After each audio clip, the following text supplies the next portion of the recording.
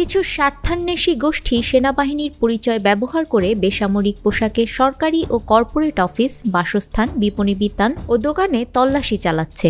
এছাড়া মুঠোফোনে কল করেও চাঁদাবাজির চেষ্টা করছে তারা। জনসাধারণকে এ বিষয়ে প্রতারিত না হয়ে সতর্ক থাকার অনুরোধ করেছে সেনাবাহিনী। বুধবার আন্তঃবাহিনী জনসংযোগ পরিদপ্তরের এক সংবাদ বিজ্ঞপ্তিতে এ তথ্য জানানো হয়। এতে বলা হয়, বাংলাদেশ সেনাবাহিনী বেসামরিক পোশাকে অন্যান্য আইন শৃঙ্খলা রক্ষাকারী বাহিনীর উপস্থিতি ছাড়া এ ধরনের কোনো অভিযান পরিচালনা করবে না। এমন অবস্থায় জনসাধারণকে প্রতারিত না হয়ে সতর্ক থাকার অনুরোধ করেছে আইএসপিআর। পাশাপাশি দেশের সার্বিক আইন শৃঙ্খলা পরিস্থিতির উন্নয়নে সবার সার্বিক সহযোগিতা চাওয়া হয়েছে।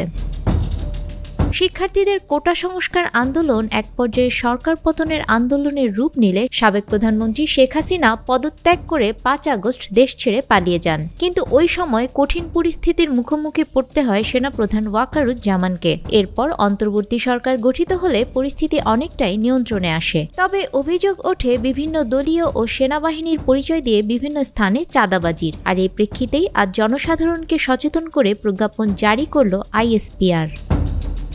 নিউজ ডেস্ক, আমাদের সময়।